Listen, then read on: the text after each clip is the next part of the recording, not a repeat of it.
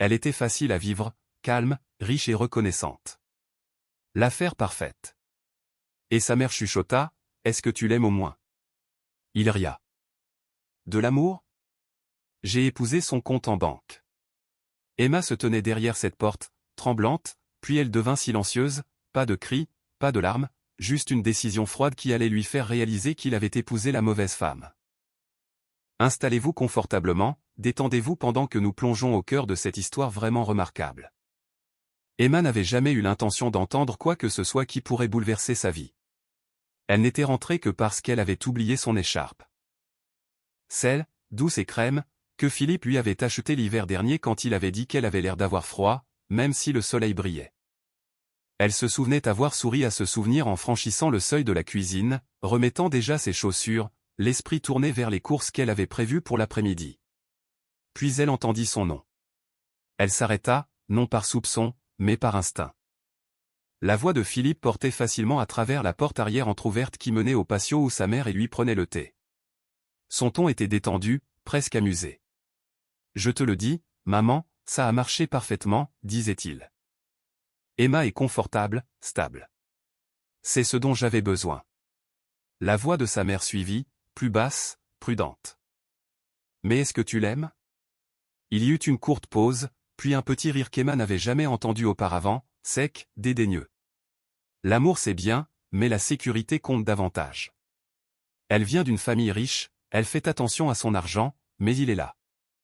Je serais stupide de ne pas penser à long terme. Les mots ne la frappèrent pas tous d'un coup. Ils se posèrent lentement, comme la poussière dans une pièce après que quelque chose se soit brisé. Emma resta très immobile, l'écharpe pendant lâchement de sa main. Sa première pensée fut qu'elle avait du mal comprendre. Philippe était pragmatique, oui, soucieux de l'avenir. Ils avaient toujours parlé de construire une vie stable. Peut-être n'était-ce qu'une maladresse de langage. Peut-être parlait-il de sécurité émotionnelle, mais la conversation continuait. « Elle me fait entièrement confiance », ajouta-t-il. « C'est la clé. Pas de drame, pas de soupçon. Elle pense que nous sommes une équipe. » Sa mère soupira. « Ne lui fais juste pas de mal. » Philippe ne répondit pas tout de suite. Quand il le fit, sa voix était plus douce, mais sans culpabilité. « Je ne le ferai pas. J'ai juste besoin que les choses restent fluides. » Emma recula silencieusement, son talon effleurant le tapis de la cuisine. La maison lui sembla soudain étrangère, comme un endroit qu'elle visitait au lieu d'y vivre. Elle marcha vers le couloir, chaque pas délibéré, respirant superficiellement comme si des respirations bruyantes pouvaient alerter quelqu'un de l'effondrement qui se produisait en elle. Son esprit repassait de petits moments. Philippe insistant pour gérer les factures communes, posant des questions détaillées sur les propriétés de sa famille, lui rappelant d'être prudente avec les investissements tout en suggérant doucement des options qui le mettaient aux commandes. Elle avait appelé cela un partenariat. Du soutien. Maintenant un autre mot se formait, lourd et froid. Calcul. Elle s'assit sur le bord de leur lit, l'écharpe toujours à la main, fixant la fenêtre. Dehors, tout semblait normal. Le chien d'un voisin aboya. Une voiture passa. La vie avançait sans hésitation, tandis que quelque chose en elle était à l'arrêt. Elle ne pleura pas, le choc était trop net pour cela, comme plongée dans une eau glacée qui coupe le souffle avant que la douleur n'arrive. Emma pensa aux vœux qu'ils avaient échangés, à la façon dont Philippe lui avait tenu les mains et promis honnêteté, loyauté, amour. Elle avait cru chaque mot parce qu'elle n'avait jamais eu besoin de douter des gens auparavant. Ses parents l'avaient élevée pour valoriser la confiance, pour présumer de la sincérité, sauf preuve du contraire. Cette croyance avait façonné tout son mariage. Maintenant, elle se demandait si l'innocence et la naïveté n'étaient pas plus proches qu'elle ne l'avait jamais admis. Des pas approchèrent dans le couloir. Emma se leva rapidement, posant l'écharpe sur la commode, lissant son visage pour paraître calme. Philippe entra quelques instants plus tard, souriant. « Tu l'as trouvée » demanda-t-il légèrement, en désignant l'écharpe d'un signe de tête. Elle hocha la tête en retour. Oui, elle était sur la chaise. Il embrassa son front, le geste familier, rodé. On devrait partir bientôt. La circulation va être dense. Elle étudia son visage, l'aisance de sa confiance, l'absence d'inquiétude. Il ne savait pas qu'elle avait entendu. cette réalisation s'installa en elle comme une décision silencieuse. Quoi qu'il arrive ensuite, ce ne serait pas bruyant, pas émotionnel, pas imprudent. Elle le suivit hors de la maison, verrouillant la porte derrière eux, ayant l'impression de fermer quelque chose d'invisible, mais de permanent. La lumière de l'après-midi réchauffait sa peau, mais à l'intérieur, une clarté froide se répandait. Emma comprit une chose avec certitude. La femme qui était entrée dans cette cuisine plus tôt n'existait plus. À sa place se tenait quelqu'un de plus vigilant, de plus conscient, et qui n'était plus disposé à vivre sur des suppositions. Ce soir-là, Emma observa Philippe depuis l'autre bout du salon alors qu'il faisait défiler son téléphone, les jambes étendues confortablement sur le pouf. La télévision jouait doucement en arrière-plan, mais elle ne pouvait se rappeler d'aucune image de l'écran. Son attention était fixée sur l'homme avec qui elle avait partagé sa vie pendant 3 ans. Il avait l'air identique, la même posture détendue, le même léger pli entre les sourcils quand il se concentrait. Pourtant, tout semblait altéré, comme si un filtre avait été retiré de sa vision. Elle se souvenait des débuts de leur relation, comment Philippe avait loué sa simplicité. « Tu n'es pas comme les autres gens qui ont de l'argent », disait-il. « Tu as les pieds sur terre. » Elle en avait tiré fierté, croyant que c'était un compliment sur son caractère. Maintenant, elle se demandait s'il n'avait pas simplement évalué à quel point elle serait facile à gérer. « Tu es calme ce soir », dit Philippe sans lever les yeux. « Fatigué ?»« Un peu », répondit Emma, sa voix stable. Elle s'assit à côté de lui, laissant un petit espace entre eux qu'il ne sembla pas remarquer. Le travail a été intense. Il hocha la tête, satisfait de la réponse. L'esprit d'Emma dérivait à travers ses souvenirs, cherchant les signes qu'elle avait manqués. La fois où il avait insisté pour gérer leur compte d'épargne commun parce qu'il était meilleur avec les chiffres. La façon dont il devenait inhabituellement attentif quand son père mentionnait la mise à jour de son testament, posant des questions décontractées sur les propriétés et les fiducies comme s'il parlait de la météo. Elle avait interprété cela comme de l'intérêt pour sa vie. Maintenant, le schéma semblait délibéré. « Maman a demandé à propos de cet investissement dont tu as parlé la semaine dernière », continua Philippe. « Celui que ton cousin a suggéré. Tu l'as regardé ?» Emma croisa son regard. « Pas encore.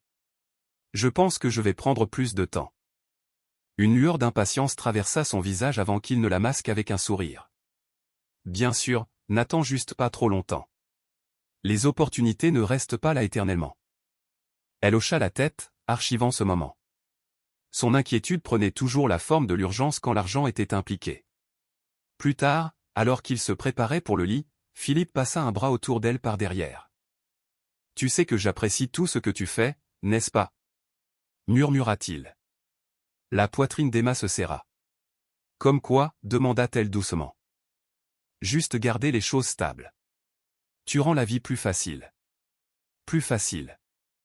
Le mot résonna dans son esprit. Elle se tourna légèrement pour étudier son expression. Il semblait sincère, mais la sincérité sans honnêteté sonnait creux. « Je suis contente, dit-elle. » Ils restèrent en silence après cela. Philippe s'endormit rapidement. Emma fixa le plafond, traçant les faibles ombres projetées par les phares passants. Elle pensa à son éducation. Les dîners de famille où les finances étaient discutées ouvertement, où la confiance allait de pair avec la responsabilité. Ses parents lui avaient toujours dit que la richesse était un outil, pas une identité. Elle avait essayé de vivre selon ce principe, gardant un mode de vie modeste, refusant de laisser l'argent définir ses relations. Mais elle réalisait maintenant que cacher la richesse n'effaçait pas son influence. Cela changeait simplement la façon dont les gens l'approchaient. Le lendemain matin, Emma suivit sa routine avec une précision silencieuse. Elle prépara le café, sortit le petit déjeuner, écouta Philippe bavarder sur la promotion d'un collègue. Elle répondit là où c'était approprié, observant l'aisance avec laquelle il parlait, ignorant que les fondations de leur mariage s'étaient fissurées. Quand il partit travailler, il l'embrassa sur la joue. « À ce soir », dit-il. La porte se ferma et la maison tomba dans le silence. Emma expira lentement, le son presque comme une libération. Elle marcha vers la table à manger où des papiers étaient soigneusement empilés, relevés bancaires, documents de propriété, formulaires d'assurance qu'elle avait l'intention d'organiser. Elle s'assit et commença à lire, cette fois non pas comme une épouse partageant une responsabilité, mais comme une femme réévaluant sa position. Plus elle examinait, plus une vérité devenait claire. Elle avait fait confiance sans vérifier. Elle avait signé des formulaires que Philippe plaçait devant elle, accepté ses explications, supposé un alignement. Maintenant elle voyait avec quelle facilité les bonnes intentions pouvaient être exploitées. Son téléphone vibra. Un message de Philippe, « N'oublie pas le dîner avec maman vendredi. » Emma répondit, « Je n'oublierai pas » son reflet dans l'écran noir semblait composé, presque serein. À l'intérieur, cependant, une transformation était en cours, non alimentée par la colère, mais par la prise de conscience. Elle n'était pas intéressée par des confrontations dramatiques ou des scènes émotionnelles. Ce qu'elle voulait, c'était la compréhension, le contrôle et l'assurance que son avenir ne dépendrait plus jamais des motifs cachés de quelqu'un d'autre. Elle ferma le dossier devant elle, une résolution tranquille se mettant en place. L'amour, réalisa-t-elle, devrait être un sentiment de sécurité, pas de stratégie. Et si le mariage auquel elle croyait avait été une illusion, alors la clarté, aussi douloureuse soit-elle, était la première chose honnête qu'elle recevait depuis longtemps. Emma découvrit que le silence avait un poids différent lorsqu'il était choisi délibérément. Elle traversa ses journées avec un calme prudent, répondant à Philippe comme d'habitude, maintenant des routines qui ne trahissaient rien. Mais sous cette surface, elle observait. L'observation devint son bouclier. Elle notait combien de fois Philippe faisait référence à des projets futurs impliquant leurs économies, avec quelle facilité il parlait d'amélioration, d'une plus grande maison, de nouveaux investissements, toujours présentés comme des ambitions partagées. Mais dépendant silencieusement de ses ressources à elle. Un soir, alors qu'il débarrassait les assiettes du dîner, il dit « Nous devrions regarder cette propriété près du lac ce week-end. C'est un choix intelligent à long terme. » Emma rinça le verre lentement. « Peut-être que j'aimerais revoir certaines choses d'abord. » Comme quoi, demanda-t-il, le ton léger, mais le regard perçant. « Juste des détails, répondit-elle. Je ne veux pas me précipiter. » Philippe haussa les épaules, mais elle vit la tension dans sa mâchoire. Patience, se rappela-t-elle, se précipiter ne ferait qu'exposer sa conscience de la situation avant qu'elle ne soit prête. L'après-midi suivant, Emma prit rendez-vous avec un conseiller financier en qui son père avait confiance depuis des années.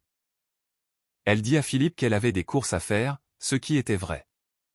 Le conseiller, M. Clark, l'accueillit chaleureusement.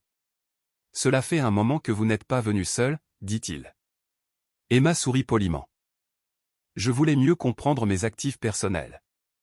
Ils passèrent 2 heures à passer en revue les comptes, les fiducies, les propriétés, les actifs protégés à son nom qu'elle n'avait jamais pleinement examinés. M. Clark expliqua les distinctions juridiques, soulignant ce qui lui appartenait uniquement et ce qui était devenu conjoint après le mariage. Emma écouta attentivement, posant des questions précises. Elle ne ressentait aucune panique, seulement un sens croissant d'orientation, comme quelqu'un lisant enfin une carte après avoir erré. Vous êtes dans une position forte, conclut M. Clark. Mais la clarté maintenant prévient les complications plus tard. Emma hocha la tête. C'est exactement pour cela que je suis ici. Quand elle rentra, Philippe était sur le canapé, ordinateur portable ouvert. Bonne journée, demanda-t-il. Productive, répondit-elle. Elle n'élabora pas ce soir-là, il essaya à nouveau. As-tu regardé les chiffres pour cet investissement? Je revois tout soigneusement, dit Emma, pliant le linge avec un soin délibéré. Je veux une compréhension totale avant de prendre des décisions. Philippe gloussa légèrement. Tu me fais confiance, n'est-ce pas? Elle croisa son regard. La confiance et la compréhension ne sont pas opposées. Il soutint son regard un moment plus long que d'habitude puis détourna les yeux. Emma sentit le changement. Il commençait à remarquer sa retenue, bien qu'il ne puisse pas encore la définir. Les jours passèrent et Emma continua son travail silencieux. Elle rassembla des copies de documents, changea les mots de passe des comptes uniquement à son nom et s'assura que les protections juridiques étaient clairement définies. Chaque étape ressemblait moins à de la défense qu'à du respect de soi. Elle ne cachait pas l'argent. Elle reconnaissait sa propriété. Un dimanche après-midi, la mère de Philippe leur rendit visite alors qu'il buvait du thé. Elle étudia Emma avec une curiosité douce. « Tu as été très pensive ces derniers temps, dit-elle. Est-ce que tout va bien? » Emma sourit doucement. « J'ai juste mis de l'ordre dans mes affaires. Ça fait du bien de comprendre où j'en suis. » La mère de Philippe hocha la tête, sentant peut-être plus que ce qui était dit. Philippe, cependant, semblait agité, tapant du pied sous la table. Plus tard, quand ils furent seuls, il demanda « Est-ce que maman a dit quelque chose ?» « Non, » répondit Emma. « Elle a juste remarqué que j'étais occupé. » Il expira « Tu n'es inquiète de rien, n'est-ce pas ?» La question plana entre eux. Emma choisit ses mots avec soin. « Je suis juste responsable. » Philippe força un sourire. « D'accord, bien sûr. » Cette nuit-là, alors qu'Emma était allongée, éveillée, elle ressentit une stabilité inconnue. La peur qui avait d'abord accompagné sa découverte s'était estompée, remplacée par une confiance tranquille. La connaissance avait cet effet.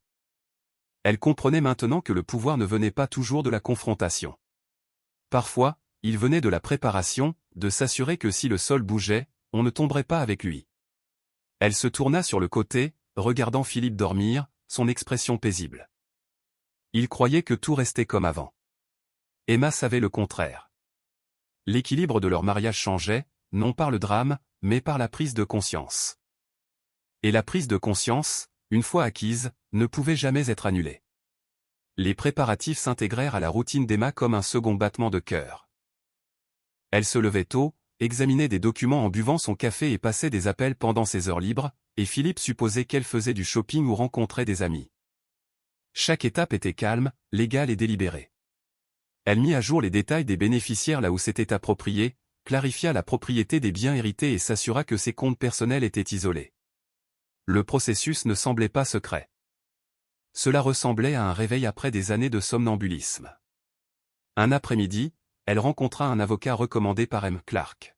« Vous n'êtes pas la première personne à réévaluer après le mariage, » dit l'avocat gentiment. « C'est une question de compréhension, pas de méfiance. » Emma apprécia la neutralité. « Je veux juste être certaine de mes appuis, » répondit-elle. Ils passèrent en revue les accords prénuptiaux. Aucun n'avait été signé. Pourtant, de nombreux actifs restaient protégés par le droit des successions. Emma écouta, absorbant chaque détail. La connaissance remplaçait l'incertitude par la structure. À la maison, Philippe restait inconscient. Il parlait avec excitation de projets futurs, sa confiance inébranlée. « Nous construisons quelque chose de grand », dit-il un soir alors qu'il dînait. Emma hocha la tête, observant avec quelle facilité il utilisait le pluriel pour des rêves qu'elle voyait maintenant différemment. « Peut-être, dit-elle. Mais construire nécessite des fondations solides. » Il ria. « Toi et tes métaphores. » Elle sourit faiblement. Ce week-end-là, elle mena son test silencieux. Alors qu'ils étaient assis sur le balcon, Emma dit nonchalamment, « J'ai entendu dire qu'il pourrait y avoir des changements dans l'entreprise de ma famille. Certains actifs pourraient être bloqués pendant un moment. » La tête de Philippe se releva rapidement. « Quel genre de changement ? » « Juste une restructuration. » « Rien de certain. » Sa réponse fut rapide, pragmatique. « Nous devrions repenser tous les plans qui dépendent de cet argent. Peut-être déplacer des fonds, sécuriser des alternatives. » Emma l'observa attentivement. « Tu es inquiet ? » ?»« Juste réaliste, dit-il. Bien que la tension bordât sa voix. « On ne peut pas compter sur des choses qui ne sont pas garanties. » Emma hocha la tête lentement. À l'intérieur, quelque chose se confirma, son inquiétude concernait l'accès, pas le réconfort. Cette nuit-là, alors que Philippe dormait, elle resta éveillée, se sentant calme plutôt que blessée. La confirmation, bien que douloureuse, apportait de la clarté. Au cours des jours suivants, elle ajusta légèrement son comportement. Elle arrêta de couvrir automatiquement certaines dépenses communes, suggérant qu'ils partagent plus équitablement. Philippe le remarqua immédiatement. « Tout va bien ?» demanda-t-il. « Bien sûr, dit-elle, je pense juste que l'équilibre est sain. » Il accepta verbalement, mais sembla perturbé. Emma n'insista pas, elle maintint simplement la nouvelle normalité. La maison semblait plus calme, non par tension, mais par vérité, faisant surface de manière subtile. Emma ne jouait plus le rôle de la partenaire inconditionnelle. Elle parlait moins de ses finances, plus de responsabilité mutuelle. La confiance de Philippe vacilla, remplacée par une curiosité prudente. Un soir, il dit, « Tu as changé ces derniers temps. » Emma croisa son regard calmement. « Je suis devenue plus consciente. » Il ne savait pas comment répondre à cela. Elle finit son thé, posa doucement la tasse et sentit quelque chose se fermer en elle. Pas l'amour, pas la colère, mais l'illusion. À sa place, se tenait la compréhension. Elle ne se préparait pas à la bataille. Elle se préparait à l'honnêteté, quelle que soit la forme qu'elle prendrait. Et pour la première fois, depuis cet après-midi dans la cuisine, Emma se sentait pleinement présente dans sa propre vie, fondée non sur des suppositions, mais sur une connaissance claire et stable d'où elle se tenait. Emma choisit un soir de semaine pour le faire, car les soirs de semaine étaient ceux où Philippe se sentait le plus en contrôle. Il aimait les routines, le dîner à 8 heures, un résumé rapide de la journée, puis son ordinateur portable ouvert sur le canapé pendant qu'il faisait semblant de regarder à moitié ce qui passait à la télé. Les week-ends étaient imprévisibles. Les soirs de semaine étaient là où ses habitudes se montraient clairement. Elle prépara du riz jollof et du poulet grillé, non comme une performance, mais parce que la nourriture avait toujours été sa façon de garder la maison stable. Philippe mangea avec la satisfaction calme de quelqu'un qui supposait que demain ressemblerait à aujourd'hui. Il complimenta même le repas nonchalamment, comme un homme cochant une case. « C'est vraiment bon, dit-il en attrapant de l'eau. Tu devrais écrire tes recettes. Un jour, nous aurons une grande cuisine et tu recevras tout le monde. » Emma sourit faiblement. « Recevoir tout le monde ? » « Ouais, dit-il. La famille, les amis, les gens aiment une maison qui semble bien établie. » Bien établie. Ce mot encore. Elle le regarda mâcher, regarda l'aisance dans ses épaules. Puis elle introduisit l'incertitude comme on jette un caillou dans un étang calme, petit, contrôlé, mais suffisant pour changer la surface. « J'ai parlé au comptable de mon père, dit-elle légèrement, comme si ce n'était rien. Il a mentionné qu'il pourrait y avoir des retards dans certaines distributions, juste temporaires. » Philippe s'arrêta, sa fourchette en l'air. « Des retards ? » Même, dit Emma. À cause de la restructuration, ce n'est pas dramatique, juste de la paperasse et du timing. Ses yeux se plissèrent d'une fraction. Combien de temps est temporaire ? Je ne sais pas, répondit-elle, ça pourrait être quelques mois, ça pourrait être plus long. Philippe posa sa fourchette lentement, mais tu as dit que c'était garanti. J'ai dit qu'ils étaient réguliers, corrigea Emma, toujours calme. Régulier ne signifie pas toujours immédiat. Il se pencha en arrière et elle put voir son esprit bouger rapidement, non par inquiétude pour sa paix à elle, mais par calcul. Ses doigts tapèrent sur la table une fois, puis deux. Alors qu'est-ce que ça signifie pour nous ? Demanda-t-il. La question atterrit exactement là où elle l'attendait. Pas, est-ce que tu vas bien ? Pas, est-ce que ça te stresse ? Juste, qu'est-ce que ça signifie pour nous ? Emma prit une gorgée d'eau et garda son expression neutre. Ça signifie que nous devrons peut-être ralentir sur certains projets. Être prudent. La mâchoire de Philippe se serra. Quel projet ? Emma inclina légèrement la tête. Ce que tu as mentionné. Propriété. Un endroit plus grand. Investissement. Philippe frotta le côté de son nez comme il le faisait quand il était agacé, mais essayait de paraître raisonnable. D'accord, mais nous n'avons pas à ralentir. Nous pouvons agir plus intelligemment. Nous pouvons. Nous, répéta doucement Emma. Philippe cligna des yeux. Oui, nous, en tant que couple, Emma hocha la tête comme si elle réfléchissait. À quoi ressemblerait agir plus intelligemment ? Philippe tendit la main vers son téléphone, puis s'arrêta. Comme s'il se souvenait qu'il était censé ressembler à un mari, pas à un homme résolvant un problème. Ça signifie qu'on diversifie, dit-il. On ne garde pas les choses bloquées. On peut mettre quelque chose à mon nom aussi. Comme ça c'est équilibré. C'était là. Emma se sentit presque reconnaissante de la rapidité avec laquelle il l'avait révélé. À ton nom, demanda-t-elle. Philippe força un petit rire. Pas comme ça. Je veux dire partager. C'est mieux pour la sécurité. Si les affaires de ta famille sont retardées, nous aurons toujours d'autres flux. Emma posa sa serviette proprement. D'autres flux créés avec l'argent de qui ? Les yeux de Philippe parcoururent son visage, cherchant une émotion qu'il pourrait modeler. Le nôtre, dit-il. Tu fais comme si je prenais de toi. Emma garda sa voix égale. Je pose une question simple. Il expira brusquement, puis essaya un ton plus doux. Emma, je pense à notre avenir. Si les choses sont retardées, nous ne devrions pas paniquer. Nous devrions agir. Peut-être qu'on met en pause certaines dépenses. Peut-être qu'on réduit les dépenses inutiles. Emma le regarda. Que considères-tu comme inutile? Philippe regarda autour de lui comme si la pièce elle-même détenait la réponse. Eh bien, certaines des choses que tu fais, dit-il prudemment. Les dons de charité, aider ton cousin avec cette idée d'entreprise. Ces choses s'accumulent. Son cousin, ses dons, ses choix. Ça ne l'avait jamais dérangé quand il croyait que l'argent était sans fin. Maintenant, il taillait dans ses valeurs pour protéger son confort. Emma se pencha en arrière. Donc ta solution est que j'arrête de donner, j'arrête de soutenir et que je déplace l'argent à ton nom. Ce n'est pas ce que j'ai dit. Philippe claqua, puis se reprit.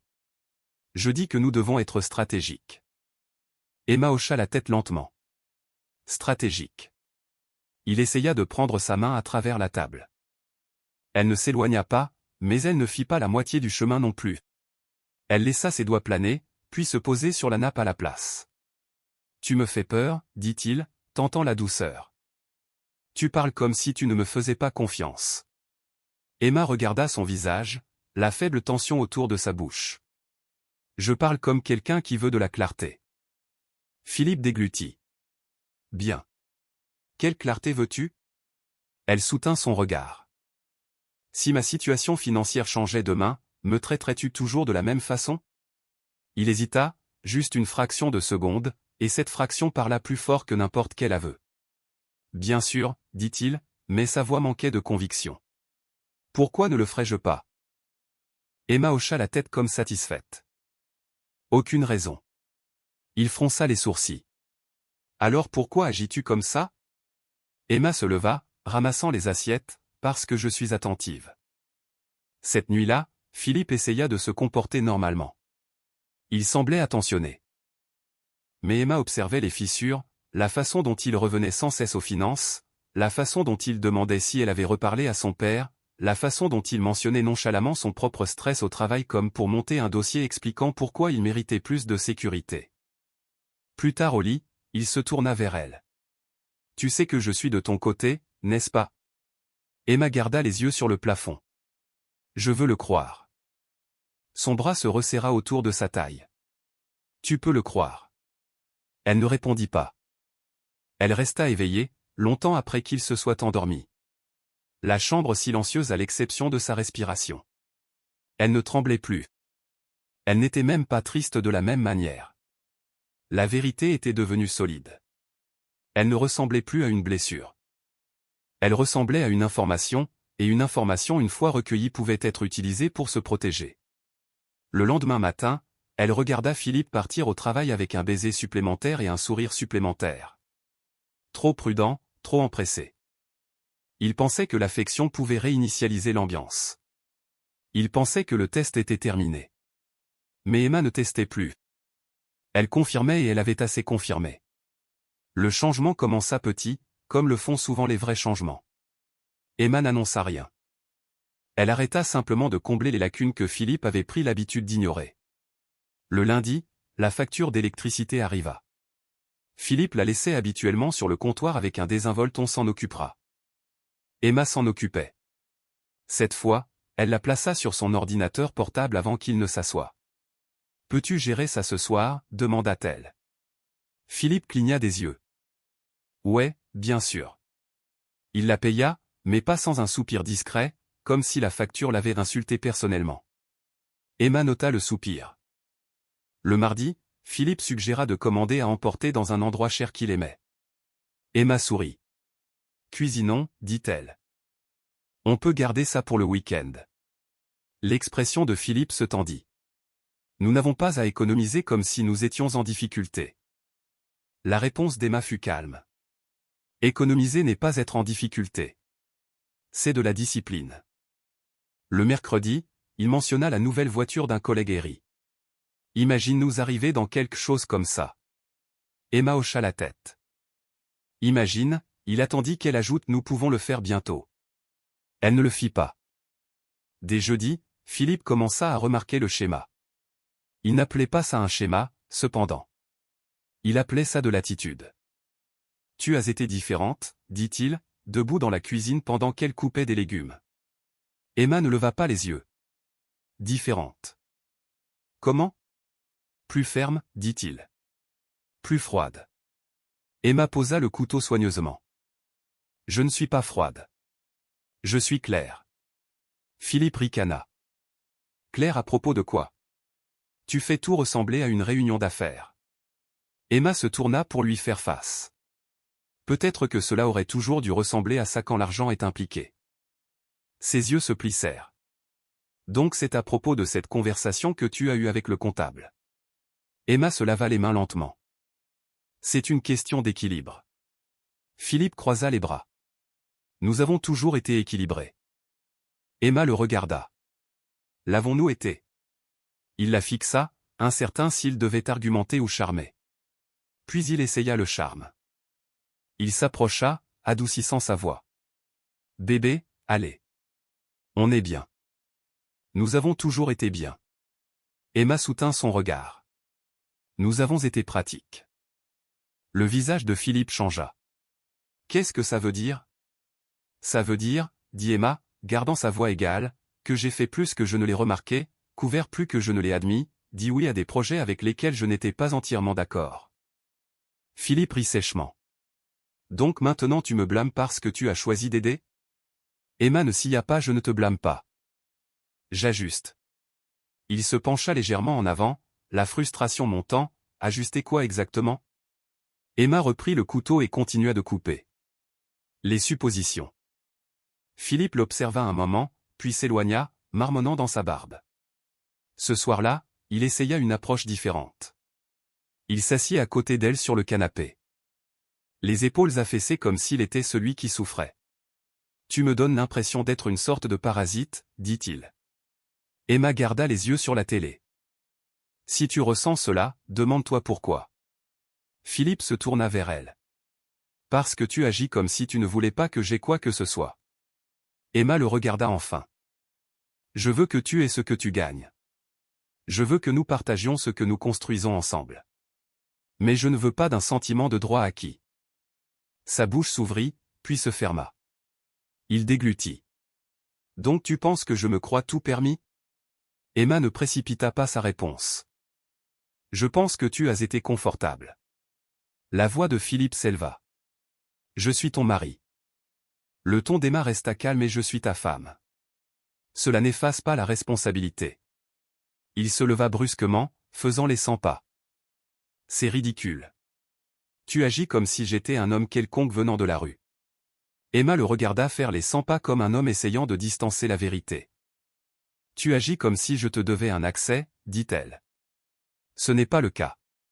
Philippe s'arrêta. Accès à quoi? La voix d'Emma était stable. Accès à mon argent, ma propriété, mon héritage. Un silence dur remplit la pièce.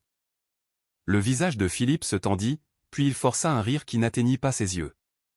Waouh, dit-il. Donc c'est ce que tu penses que notre mariage est. Emma inclina la tête. Ne laisse-t-il pas? Ses yeux brillèrent. Non, bien sûr que non. Alors la transparence ne devrait pas t'effrayer, répondit Emma. Philippe ouvrit la bouche, puis la referma, comme s'il réalisait qu'argumenter révélerait trop de choses. Il se détourna, se frottant le front. Je ne sais pas d'où ça vient, dit-il. Emma parla doucement, mais fermement. Ça vient de moi qui fais enfin attention. Au cours des jours suivants, Philippe essaya de petites tactiques de culpabilisation. Il mentionna à quel point son travail était stressant. Il souligna comment il avait toujours soutenu ses choix. Il lui rappela de petites faveurs qu'il avait faites, comme réparer un robinet qui fuyait ou la conduire à un rendez-vous. Emma écouta sans réagir. Elle n'était pas ingrate. Elle refusait simplement de laisser de petits actes devenir une monnaie d'échange pour le contrôle. Un après-midi, la mère de Philippe appela Emma. Sa voix était polie, mais prudente. Emma chérie, est-ce que tu vas bien? Emma marqua une pause. Pourquoi demandez-vous? C'est juste que, Philippe semble perturbé, dit-elle. Il a dit, tu as été distante. Emma réfléchit à ces mots. Je ne suis pas distante, je réfléchis. La mère de Philippe soupira doucement. Parfois, réfléchir change ce que nous pouvons tolérer. La gorge d'Emma se serra. Oui. Il y eut un bref silence, puis la femme plus âgée parla à nouveau, plus doucement. Je n'appelle pas pour interférer. Je dis juste, j'espère que tu choisis ce qui protège ta paix. Les yeux d'Emma piquèrent, mais elle garda sa voix stable. Merci. Quand Philippe rentra ce soir-là, il avait l'air soupçonneux. Maman t'a parlé. Emma hocha la tête. Elle a pris des nouvelles. La mâchoire de Philippe se tendit. Et qu'est-ce que tu lui as dit? La vérité, dit Emma. Ses yeux se plissèrent. Quelle vérité? Emma se leva, calme comme la pierre, que je ne suis pas intéressée à vivre aveuglément. Philippe la fixa et pour la première fois, la peur vacilla sur son visage, non la peur de perdre l'amour, mais la peur de perdre le contrôle. Emma le vit clairement. Elle ne le célébra pas, elle le reconnut simplement. Le pouvoir dans la pièce avait changé de camp, non parce qu'Emma avait élevé la voix, mais parce qu'elle avait cessé de la baisser. Et une fois la dynamique changée, elle ne pouvait revenir à ce qu'elle avait été. Emma choisit un samedi matin pour la confrontation parce qu'elle voulait la lumière du jour, pas une ambiance tamisée. Elle voulait la vérité exposée dans l'atmosphère la plus claire possible, sans excuse pour la confusion. Philippe était dans le salon, faisant défiler des annonces sur sa tablette, se parlant à lui-même comme un homme planifiant un avenir qui était déjà garanti. Celle-ci est une affaire, dit-il, tournant l'écran vers elle alors qu'elle entrait avec une tasse de thé. Si on fait vite, on peut la sécuriser. Le propriétaire est motivé. Emma posa son thé sur la table sans s'asseoir. Philippe, il leva les yeux, souriant toujours. Quoi? Sa voix était calme. Nous devons parler. Son sourire s'effaça lentement. De quoi? Emma ne s'assit pas, elle se tenait les épaules détendues, le visage composé comme si elle s'apprêtait à discuter de quelque chose d'important, mais pas émotionnel. De la conversation que tu as eue avec ta mère, dit-elle. Philippe cligna des yeux. Quelle conversation? Emma l'observa attentivement, celle où tu as dit que tu m'as épousé pour mon argent. La pièce devint silencieuse. Même le faible bruit de l'extérieur, le bruit lointain de la rue semblait loin. Les yeux de Philippe s'écarquillèrent, puis se plissèrent. Sa bouche s'ouvrit, mais rien ne sortit au début. Tu, commença-t-il, puis s'arrêta. Tu as entendu ça? Emma hocha la tête une fois. Oui. Son visage changea rapidement, comme un homme passant des masques en revue, d'abord le déni. Ce n'est pas ce que je voulais dire. Puis la minimisation, c'était une blague. Tu sors ça de son contexte. Puis la justification arrivant trop tôt. Écoute, l'argent complique les choses. Tu le sais. Je parlais juste de sécurité. Emma soutint son regard. Tu n'as pas dit sécurité. Tu as dit que tu serais stupide de ne pas penser à long terme parce que je viens d'une famille riche. Philippe déglutit difficilement. Emma, s'il te plaît. Elle leva légèrement la main, pas agressive, juste définitive. Ne m'insulte pas en prétendant que je n'ai pas entendu clairement. Philippe se leva brusquement, passant une main dans ses cheveux. D'accord, c'est bon. J'ai dit quelque chose de stupide.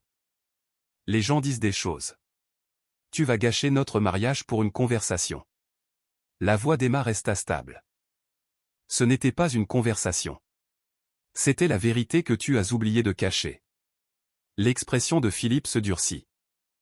Alors qu'est-ce que tu veux? Des excuses? Emma le fixa. Je veux de l'honnêteté. Il ricana. De l'honnêteté? Tu veux que je dise quoi? Que ton argent comptait, bien sûr qu'il comptait. Il compte dans chaque mariage. Tout le monde pense à la stabilité. Emma hocha la tête lentement. Penser à la stabilité est normal. Utiliser quelqu'un pour la stabilité ne l'est pas. Philippe s'approcha. Sa frustration bouillonnait. T'utiliser? Emma? J'ai été là. J'ai été ton mari. J'ai fait ce que les maris font. Le ton d'Emma resta calme. Tu en as profité comme un mari qui croyait posséder un accès. Et le maître. Les yeux de Philippe brillèrent. Tu es dramatique. Emma ne scia pas non, je suis précise. Il essaya une autre tactique, baissant la voix, adoucissant son visage. Emma, écoute. Je t'aime. Je t'aime vraiment. Peut-être que ça n'a pas commencé comme tu le voulais, mais c'est devenu réel. Les gens apprennent à aimer. Emma l'étudia. Si c'était devenu réel, tu n'aurais pas peur en ce moment. Philippe se figea. Peur de quoi? La voix d'Emma était douce, mais inébranlable. Peur de perdre ce à quoi tu pensais avoir droit. Le visage de Philippe se tendit. Tu continues de dire avoir droit comme si j'étais un criminel. Emma secoua légèrement la tête. Je ne te traite pas de criminel. Je te traite de malhonnête. Il se détourna, faisant les 100 pas, puis fit volte-face. D'accord, c'est bon. Je pensais à long terme quand nous nous sommes mariés. Je voulais la stabilité. Est-ce un péché? Emma répondit doucement. Ça l'est quand tu as prétendu que c'était de l'amour. Les épaules de Philippe se soulevèrent alors qu'il inspirait brusquement. Je t'aimais. Emma regarda son visage. Alors pourquoi ton expression a-t-elle changé quand tu as réalisé que je t'avais entendu? Il ouvrit la bouche puis la ferma, la colère s'enflammant d'être acculé par la logique au lieu de l'émotion. Parce que tu déformes tout, claqua-t-il. Parce que tu agis comme si tu valais mieux que moi parce que tu as de l'argent. Les yeux d'Emma restèrent stables. Je n'ai jamais agi comme si je valais mieux que toi. J'ai agi comme si nous étions égaux. C'est toi qui as traité ma richesse comme une échelle. Les narines de Philippe frémirent. Alors quoi maintenant?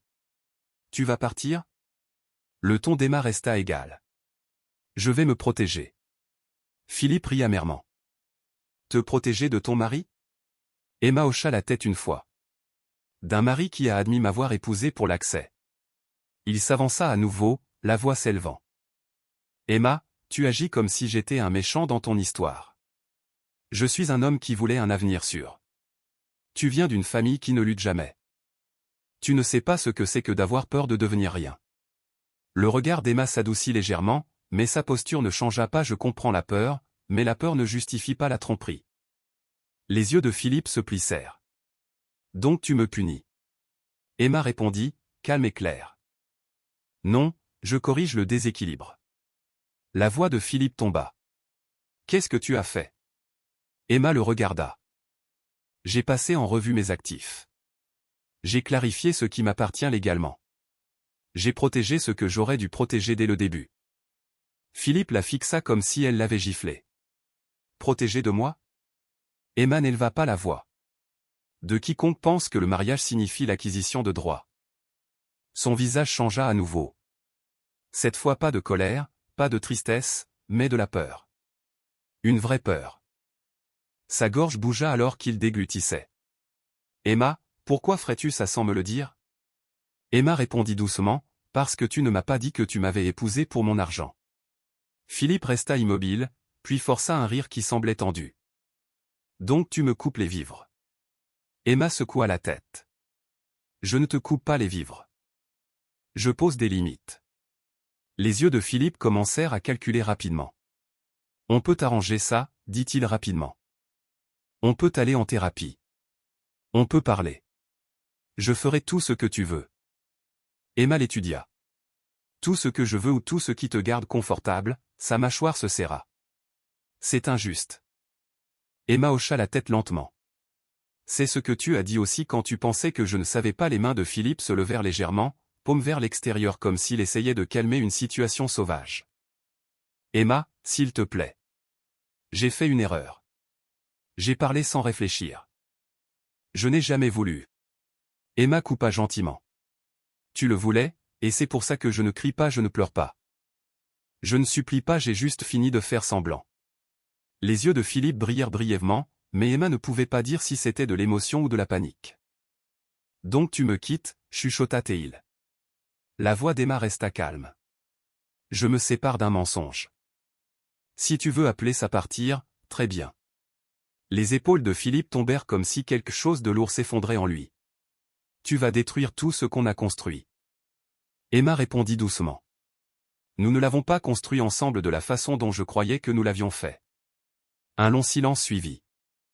La respiration de Philippe était inégale. Emma pouvait sentir son propre rythme cardiaque stable, contrôlé. Ce n'était pas une scène dramatique. C'était un tournant exprimé clairement. Finalement, Philippe s'assit lentement, fixant le sol. Je ne pensais pas que tu le découvrirais un jour, dit-il, la voix basse. Emma le regarda avec une certitude tranquille. C'est bien ça le problème. Elle prit son thé, maintenant froid, et but une gorgée lente. À partir de maintenant, dit-elle, nous avançons avec honnêteté ou nous n'avançons pas du tout. Philippe ne répondit pas, il fixa seulement, réalisant que le mariage qu'il pensait contrôler ne lui offrait plus ce qu'il était venu chercher. Emma resta là, pas triomphante, pas cruelle, juste claire. Elle avait dit ce qui devait être dit. Elle avait tracé la ligne en plein jour, et quand elle sortit de la pièce pour ouvrir les fenêtres et laisser entrer l'air frais, ce n'était pas une fuite. C'était elle qui reprenait sa place, dans une vie qui avait presque été négociée sans son consentement. Philippe changea du jour au lendemain, mais pas de la façon dont les gens changent quand ils comprennent qu'ils ont blessé quelqu'un. Il avait changé comme un homme qui voyait enfin que la porte qu'il supposait verrouillée, avait été laissée ouverte, et entendait ensuite le verrou se fermer. Le lendemain matin, Emma se réveilla avec l'odeur du petit déjeuner. Philippe se tenait à la cuisinière préparant des œufs et du thé, bougeant un peu trop prudemment, comme si la cuisine elle-même pouvait l'accuser. « Bonjour », dit-il, se tournant avec un sourire qui semblait répéter. Emma s'assit à la table, silencieuse. Matin, il plaça une assiette devant elle et tira une chaise. « Je pensais qu'on pourrait prendre un nouveau départ, » dit-il doucement. Emma regarda la nourriture, puis son visage. Un nouveau départ n'est pas quelque chose qu'on peut cuisiner. Le sourire de Philippe vacilla une demi-seconde. Il le força à revenir. « Je sais que tu es blessé. »« J'essaie. » Emma prit une gorgée de thé.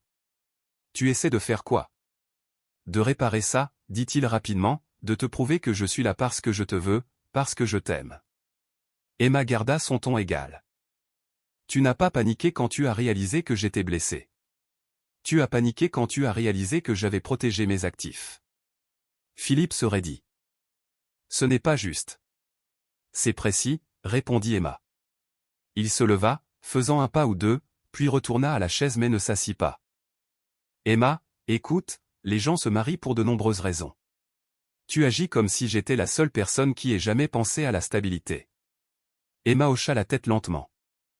Penser à la stabilité n'est pas le problème. Mentir sur l'amour l'est. Philippe expira fort. D'accord, c'est bon. J'ai commencé avec les mauvaises priorités, mais je suis resté. J'aurais pu partir n'importe quand. Les yeux d'Emma restèrent stables et perdre l'accès. Sa bouche s'ouvrit puis se ferma. Le silence répondit pour lui. Ce jour-là, Philippe lui envoya des SMS à plusieurs reprises depuis le travail. « Comment te sens-tu ? Peut-on parler ce soir ? Je suis désolé. » Les excuses étaient fréquentes, mais elles ressemblaient à une stratégie pour adoucir les conséquences, pas au reflet d'une véritable compréhension. Quand il rentra, il apporta des fleurs. Emma les accepta poliment et les mit dans un vase sans commentaire. « Tu ne dis rien. » dit Philippe, l'observant. « C'est comme si tu me punissais par le silence. » Emma ajusta les fleurs. « Je ne te punis pas, je refuse de jouer des émotions pour te rendre confortable. » Philippe s'assit lourdement. « Alors qu'est-ce que tu veux que je fasse ?» Emma se tourna et lui fit face. « Dis la vérité sans la défendre. » Il cligna des yeux. « J'ai dit la vérité. » « Non, » dit Emma calmement. « Tu en as dit des morceaux enveloppés dans des explications. Je veux toute la vérité. Pourquoi tu t'es senti en droit? Pourquoi tu as parlé de moi comme d'un plan ?» La mâchoire de Philippe se serra. Il détourna le regard puis revint parce que je ne voulais pas lutter. Dit-il, j'ai grandi en regardant mon père mendier le respect. Je me suis promis de ne jamais vivre comme ça. Emma écouta. Et tu as pensé qu'en m'épousant c'était ton évasion? Philippe déglutit. Au début, oui.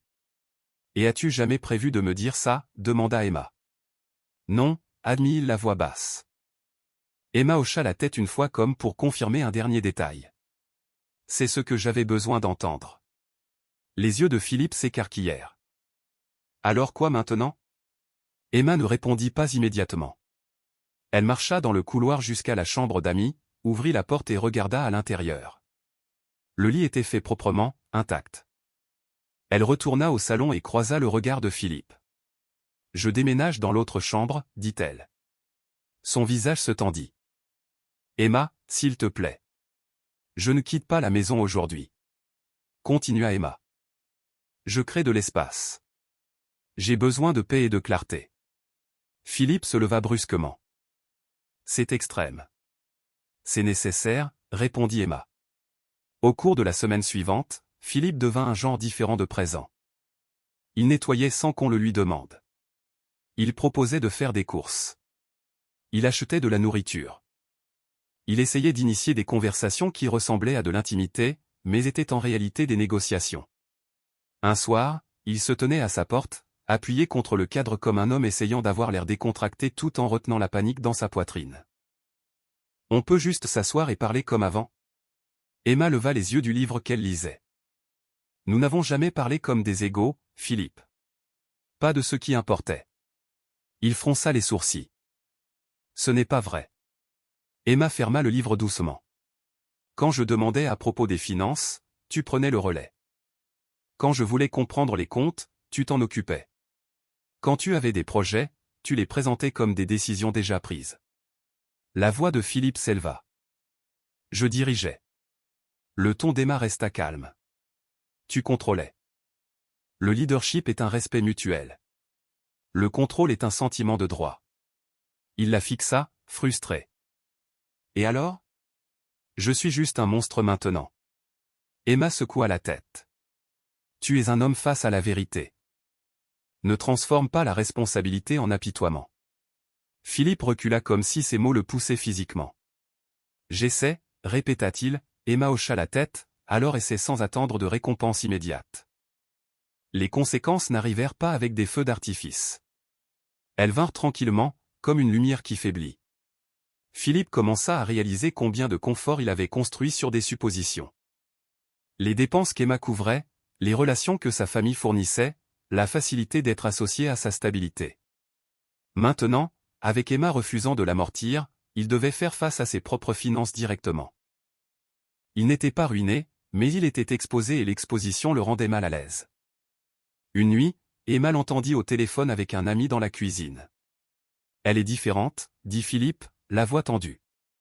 C'est comme si elle n'était même pas émotive. Je ne sais pas comment réparer ça. Il marqua une pause, écoutant, puis ajouta doucement. Non, ce n'est pas à propos de l'argent. C'est qu'elle n'a pas besoin de moi. La séparation ne commença pas avec des valises. Elle commença avec Emma créant une vie dans la même maison qui ne tournait pas autour des humeurs de Philippe.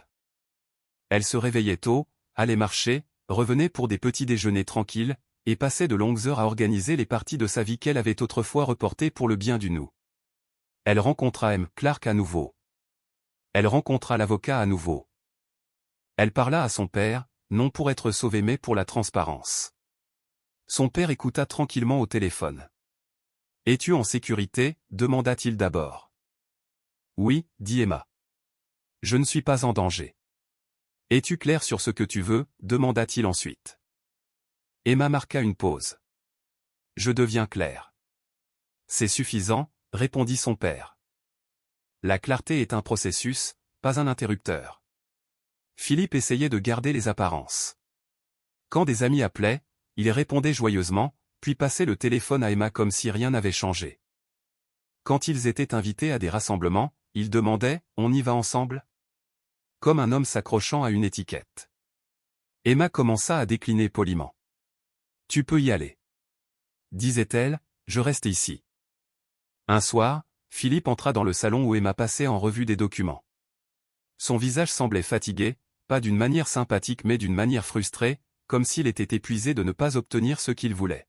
« Ce n'est pas durable, dit-il. » Emma ne leva pas les yeux. « Tu as raison. » Il cligna des yeux.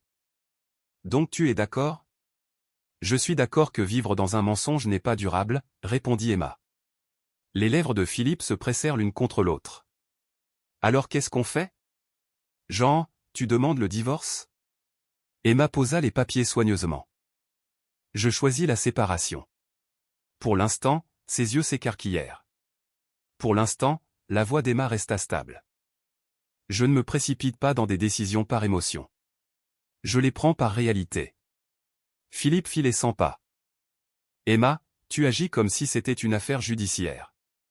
C'en est une, dit Emma. C'est ma vie. Il s'arrêta et la fixa. Donc tu vas partir, juste comme ça. Emma le regarda calmement. Je pars tranquillement, pas juste comme ça. Après avoir écouté, après avoir confirmé, après m'être préparé. La voix de Philippe s'adoucit soudainement, essayant un autre angle. Si je change vraiment, est-ce que tu resterais? Emma soutint son regard un instant. Le vrai changement ne demande pas de garantie. Il change parce qu'il le doit. Les épaules de Philippe tombèrent. J'ai tout gâché. Oui, dit Emma. Et maintenant tu dois vivre avec ça. Le lendemain, Emma le dit à deux amis proches en qui elle avait confiance. Elle ne dramatisa pas. Elle ne pleura pas au téléphone. Elle dit simplement la vérité. Une amie, Aïcha, devint silencieuse un moment. « Est-ce que tu vas bien ?» demanda-t-elle. Emma expira. « Je suis stable. » C'est étrange.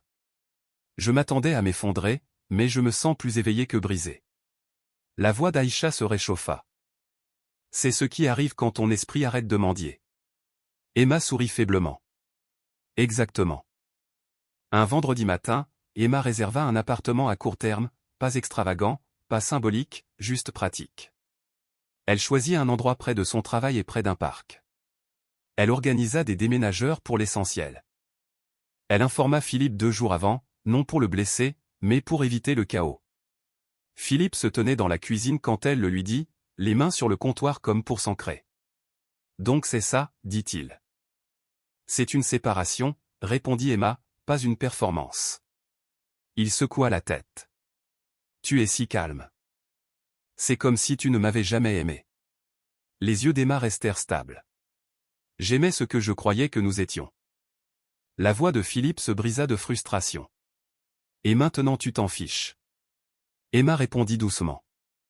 Je tiens assez à moi pour ne pas me détruire en essayant de réparer ce que je n'ai pas cassé. Le déménagement eut lieu un lundi. Emma emballa tranquillement, pas de dispute hurlante, pas de larmes dramatiques. Philippe observait depuis les portes, essayant parfois de parler, se retirant parfois dans le silence. Quand les déménageurs sortirent les cartons, Philippe parla enfin. « Donc tu ne vas rien dire aux gens ?» Emma marqua une pause, tenant ses clés. « Je vais dire aux gens que nous sommes séparés. »« Et pourquoi ?» demanda-t-il. La voix tranchante. Emma le regarda parce que la vérité compte. Il déglutit. « Tu vas ruiner ma réputation. » La voix d'Emma resta calme. « Je ne l'annonce pas au monde entier. Je ne t'humilie pas. Je choisis l'honnêteté là où c'est nécessaire. » Philippe la fixa comme s'il ne pouvait pas comprendre la retenue. Dans son esprit, le pouvoir signifiait l'exposition. Dans l'esprit d'Emma, le pouvoir signifiait le choix. À la porte, elle se tourna une dernière fois. « Philippe, j'espère que tu deviendras quelqu'un qui n'a pas besoin d'utiliser les gens pour se sentir en sécurité, dit-elle. Mais je ne serai pas le coup de ta leçon. » Il ne répondit pas, il resta juste là, la maison soudainement trop grande autour de lui. Emma sortit, ferma la porte derrière elle, et sentit quelque chose se desserrer dans sa poitrine. Pas de la joie, pas de la vengeance, du soulagement, de la dignité, la simple paix de s'éloigner sans supplier, sans prouver, sans s'expliquer jusqu'à l'épuisement. Elle monta dans sa voiture et conduisit, la ville bougeant autour d'elle comme la vie avait toujours bougé. Mais maintenant elle bougeait avec elle selon ses propres termes. La première semaine dans son nouvel appartement fut calme. D'une manière qu'Emma n'avait pas connue depuis des années. Calme sans tension. Calme sans attendre l'humeur de quelqu'un d'autre. Elle déballa lentement, permettant à l'espace de devenir le sien sans se précipiter. Une petite plante sur le rebord de la fenêtre. Un tapis simple. Une photo encadrée de sa mère qu'elle avait gardée dans un tiroir trop longtemps. Chaque objet placé ressemblait à une phrase écrite dans une nouvelle langue. Je m'appartiens. Philippe appela le 3e jour. Emma regarda le téléphone sonner, puis répondit calmement. Allô. Sa voix semblait étrange. Donc tu fais vraiment ça? Oui, répondit Emma. Une pause. Es-tu heureuse? Demanda-t-il comme s'il espérait qu'elle ne l'était pas. Emma considéra le mot. Je suis en paix. Philippe expira brusquement. Je n'arrive pas à croire que tu ailles juste bien. Je ne vais pas bien. Dit Emma d'une voix douce, mais ferme. Je guéris. Il y a une différence. Une autre pause. Je suis désolé, dit-il, plus doucement cette fois. Le ton d'Emma ne changea pas. Je crois que tu es désolé d'avoir perdu le contrôle. Ce n'est pas vrai, claqua Philippe avant de s'adoucir. D'accord, peut-être que c'est une partie de ça, mais je suis aussi désolé de t'avoir blessé. Emma hocha la tête même s'il ne pouvait pas le voir. Ça compte, mais ça ne réécrit pas le passé. Il chuchota. Tu me manques. La poitrine d'Emma se serra brièvement, puis s'apaisa. Le confort te manque, répondit-elle, et je comprends ça, mais je ne peux pas être le confort de quelqu'un au détriment de ma vérité. Après l'appel, Emma ne pleura pas, elle ne se sentit pas triomphante. Elle retourna simplement à sa routine, travail, promenade, repas tranquille. Elle se reconnecta avec des parties d'elle-même qu'elle avait négligées, lire sans distraction, faire de l'exercice parce que ça faisait du bien, appeler la sœur de sa mère juste pour parler. Chaque jour était stable, normal, et ce normal devint son propre miracle. Les amis remarquèrent, non parce qu'elle était plus bruyante, mais parce qu'elle était plus légère. Lors d'un brunch, Aïcha étudia son visage et dit « On dirait que tu as dormi. » Emma sourit. « C'est le cas. »« Et tu n'es pas en colère. » ajouta Aïcha presque soupçonneuse. Emma remua son thé. « La colère me garderait lié à lui. Je ne veux pas de lien. » Son ami se pencha en arrière. « C'est effrayant. » Emma hocha la tête. « Ça l'est, mais c'est aussi la liberté. » La partie incroyable pour tous ceux qui regardaient de l'extérieur n'était pas qu'Emma soit partie. Les gens quittaient des mariages tous les jours. La partie incroyable était comment elle refusait d'en faire un spectacle. Pas de bataille sociale désordonnée, pas de démolition publique, pas de narration dramatique pour recueillir de la sympathie. Elle classa ce qu'elle avait besoin de classer tranquillement. Elle garda les conversations avec Philippe minimales et respectueuses les mois suivants. La paix d'Emma s'approfondit. Elle investit du temps dans ses propres projets, soutint des causes qui comptaient pour elle et renforça des amitiés qui semblaient réelles. Elle ne rayonnait pas de manière flashy. Elle rayonnait d'une manière ancrée comme quelqu'un dont le système nerveux était enfin autorisé à se reposer. Philippe essaya encore quelques fois, des messages qui semblaient réfléchis, des appels qui semblaient solitaires. Une fois, il demanda « Penses-tu que tu me pardonneras un jour ?» Emma répondit honnêtement. Le pardon n'est pas la même chose que le retour. Il était silencieux, donc tu as fini. Emma regarda par sa fenêtre la rue en contrebas, les gens bougeant, vivant, apprenant. J'ai fini d'être inconsciente, dit-elle. J'ai fini d'être pratique. J'ai fini de marchander ma dignité. Quand elle raccrocha, elle ne se sentit pas froide. Elle se sentit claire. La partie incroyable n'était pas la vengeance. Ce n'était pas le drame. Ce n'était pas qu'Emma soit devenue plus bruyante ou plus cruelle ou plus visible. La partie incroyable était qu'elle avait choisi la retenue comme pouvoir. Elle n'avait pas détruit Philippe publiquement. Elle n'avait pas couru après les applaudissements. Elle s'était simplement retirée d'un mensonge et avait construit une vie où l'honnêteté était la condition d'entrée. Par un dimanche matin calme, Emma se tenait dans sa cuisine en remuant son thé, la lumière du soleil réchauffant le comptoir. La pièce était simple, paisible, à elle. Elle pensa à la femme qu'elle était autrefois, celle qui croyait que l'amour signifiait faire confiance sans vérifier. Elle ne détestait pas cette femme. Elle ressentait de la compassion pour elle. Puis elle regarda qui elle était maintenant, une femme qui croyait encore en l'amour mais pas le genre qui exigeait la cécité. Emma prit une gorgée lente de thé et expira, non parce que tout était parfait mais parce que tout était réel. Et pour elle, c'était le début d'une vie que personne ne pourrait plus jamais négocier dans son dos. Merci d'avoir regardé. Si cette histoire vous a ému, donnez-lui un j'aime et partagez-la pour que d'autres puissent en tirer des leçons aussi. N'oubliez pas de vous abonner pour plus d'histoires puissantes. À la prochaine. Merci d'avoir suivi l'histoire d'aujourd'hui. Si vous l'avez trouvée intéressante, veuillez me soutenir avec un like et un abonnement à la chaîne. À bientôt dans les prochaines vidéos.